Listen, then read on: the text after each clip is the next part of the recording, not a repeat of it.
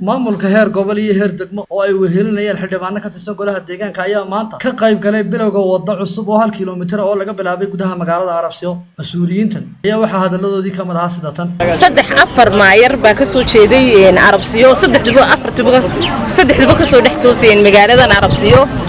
waxaan iyaga u qabsoomay horta maanta golahan deegaanka uu qabsoomay waa farxad weyn oo maayarkayga xoogayahayaga iyo xildhibaanadayada ugu weyn mahadnaqayo tiyaysaa tahay oo farxadna noo tahay horena waa wax qabadkii labaad ee Arabsiyo ka hirgelinay hore kaawaan baan u dhagax dhignay aanu dhiskiisii iyo hawlihii waxa weeye hawsha qiimaha badan ee gobolka inaga soo gaadhay gaar ahaan golaha deegaanka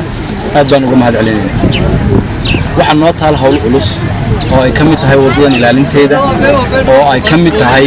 danaynta wadada oo aan hawl adag naga soo gaadhay runtii gudihiisa aad iyo aad bay muhiim u tahay.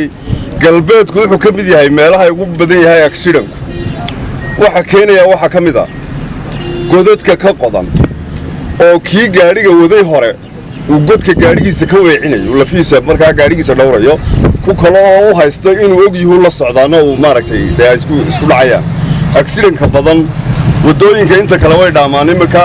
galbeedka u badan inta Gabiley iyo Hargeysa u dhaxaysa ama kala bayr iyo Hargeysa waxaan leeyahay taana waxa la dhigo hal la mariyo imika muddo kooban ayaa la buuxiyay waa sidii maanta si kastaba ha ahaatee waxa maanta laga dhagax dhigay waddo kale magaalada Gabiley gudaheeda waxaan maanta dhagax dhigaynaa wadada wajiga labaad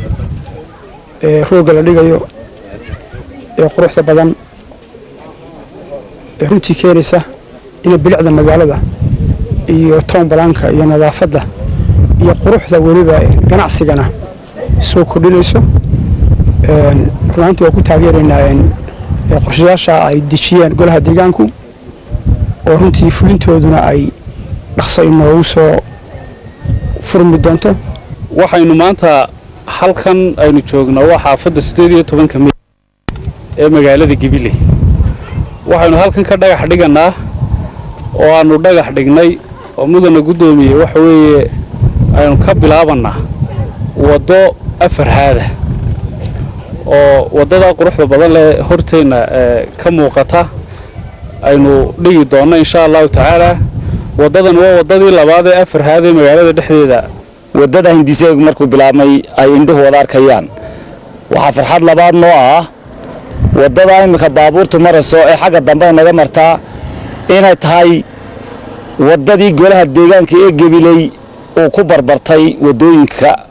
oo ahayd wadadii ugu horeysay ee golaha deegaanka ee imika jooga ee muddada 5 sano dheeraad ka shaqeynayay wadadii ugu horeysay ee uu sameeyay maalintii halhaad bay ahayd maantana waxaanu dhigaynaa wada afar haada anta waxaanu dhagax dhigaynaa wada afar haada oo aynu halkan aynu joogno laga bilaabayo kuna dhamaanaysa wadada dawladda hoose tagta maaha wadadii afarta haadahayd tii ugu horeysay waa tii 20 ee golaha deegaanku maalgeliyaan insha Allah way bilaabmaysaa imika mashaariica horena waa tii hore loo soo qabtay hadday tahay Kalabayd hadday tahay Geed Balaad hadday tahay Gabiley mashaariicii 2018 ka weeyaan waxaan noo farxada oo maanta inaan dhagax dhigno mashaariicii jidkiin